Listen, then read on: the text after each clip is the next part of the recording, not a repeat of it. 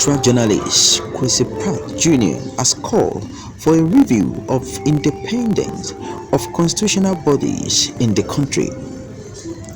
The Pan-Africanist, in his address at a public forum on Thursday organized by Arise Ghana, said all the constitutional bodies such as the Electoral Commission, Bank of Ghana, National Commission for Civil Education are all subject to the will of Ghanaians. Those who want to spend their energies stopping coup d'etats at a time of grave national crisis like the one we live in have a huge responsibility, and I don't pity them and I don't want to be with them. Friends,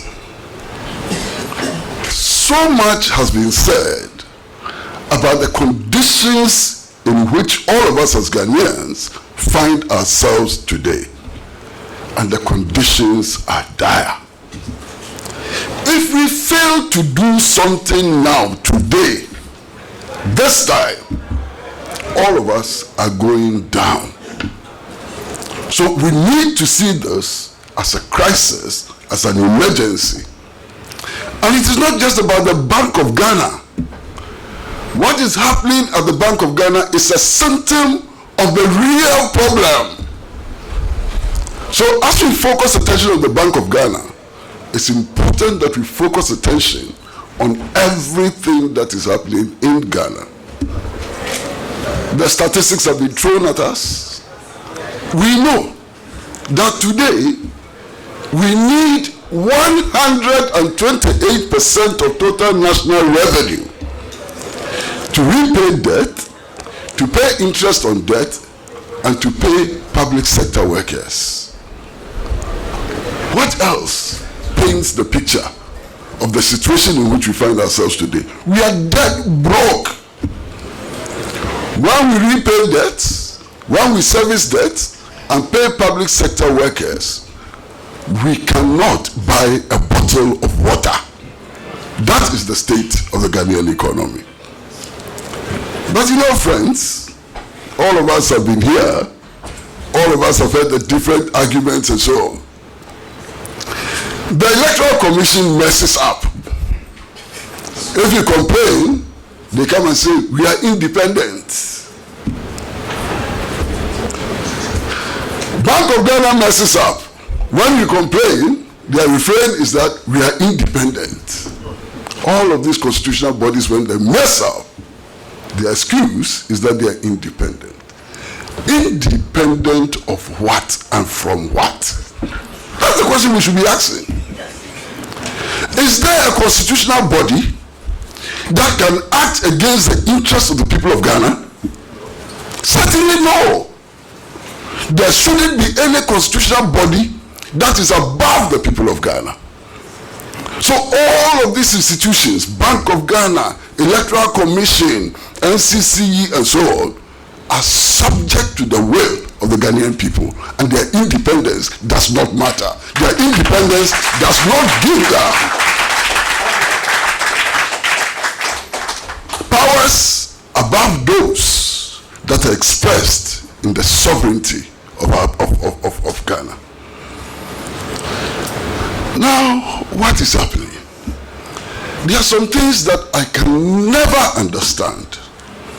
Maybe the academics and lawyers and so on can understand. We elect a government. The leader of that government then decides to appoint somebody to go to the Bank of Ghana to serve the interests of the people of Ghana.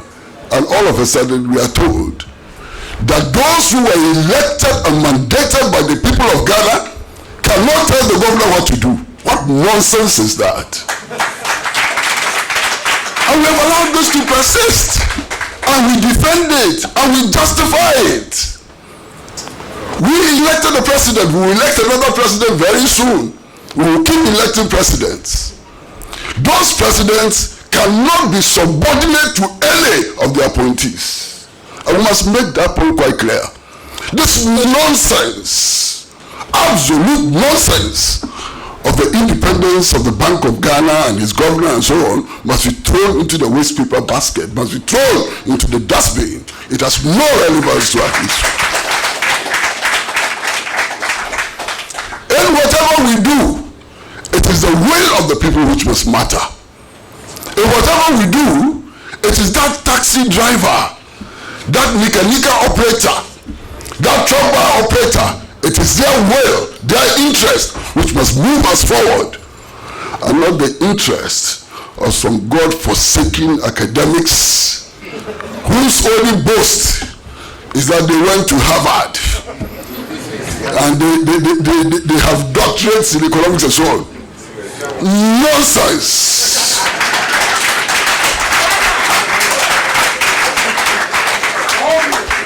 Why? All of those universities and all of those degrees have not prevented the city from losing value. From 4 cedis, 20 pesos to $1. Today, we are exchanging the cedi at 12 cedis to $1. No Harvard degree managed to stop this. So don't waste our years with your Harvard degree. We don't care. Why? The price of food has risen by 300% in a matter of 2 years.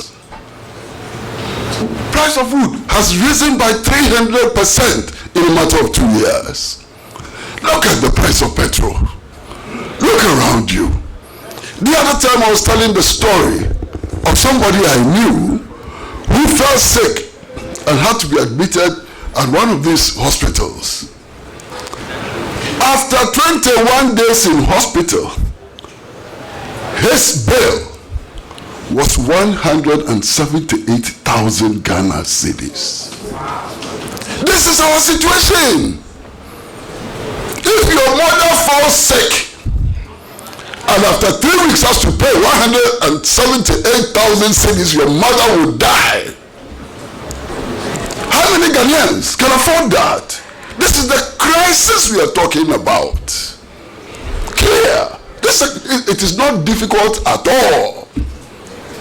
Today, a ball of kinky is 5 cedis. Fish no come yet.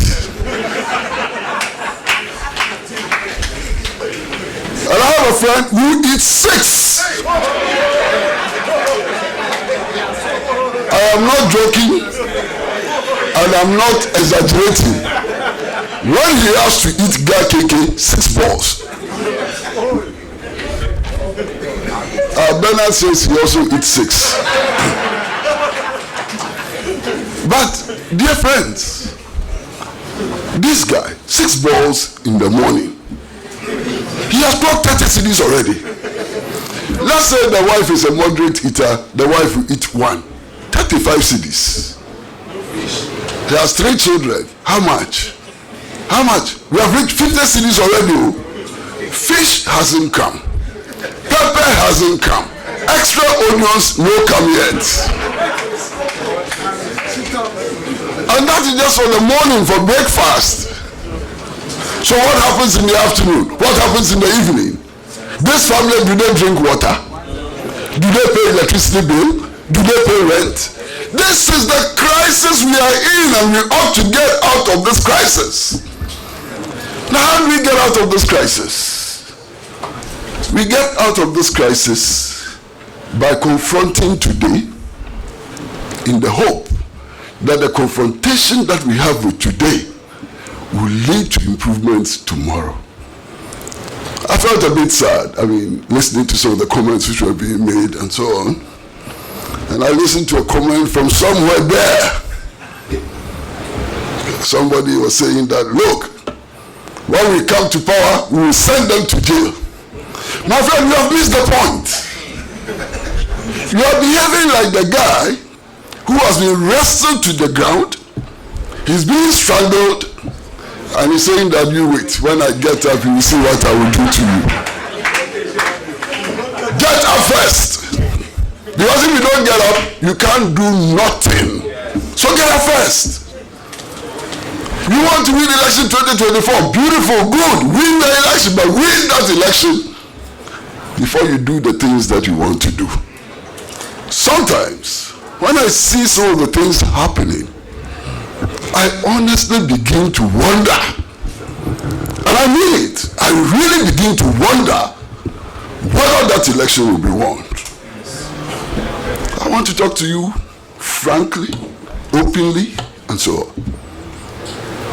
You see,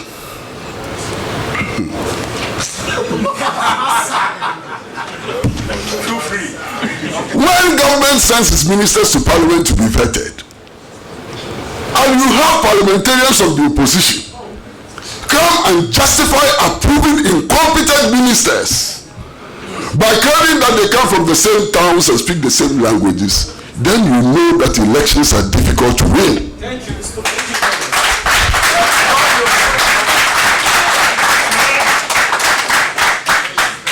Why?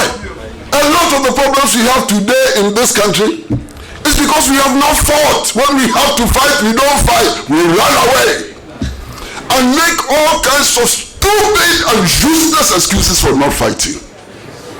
All right. That is why we are here today. You want to win the election 2024? Work for it. You want to win the election 2024? Show that you are different. Show that you are offering us something better than what has been offered to us. All of this ain't taking us anywhere. Actually, because I still have a lot of hope in the Ghanaian people. I'm here today because I recognize that ordinary people, railway and engine workers, Makola women, unemployed young people, wrestled British colonialism to the ground. Britain, powerful Britain, was defeated in Ghana. And I'm aware of that. I know the power of the masses. And I know that with the power of the masses, there's no problem which is beyond solution. And that is why I'm here. I'm here today because I believe that we must start shouting now. We must start talking now. We must start mobilizing now. Because if we don't, my goodness, we are in trouble. We are in big trouble if we don't act now.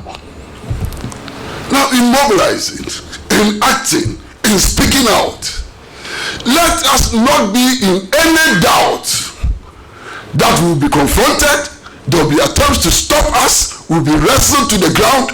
Let us be in no doubt that that would happen. It is only when we are in no doubt that those who are responsible for underdevelopment will try to strangulate us, stop protests and so on, that we can mobilize to the maximum to show that the masters are the ordinary people of this country. That's the only way. If we proceed under the assumption that the road will be smooth, well paved, like the road to hell, they say the road to heaven is not good at all. They say it is like the road to that place in the Volta region. So when we begin to assume that that road is going to be smooth and so on, we would make no progress. It is a tough battle, it's a tough journey, and that is why you need the toughest of our men and women to wage this struggle.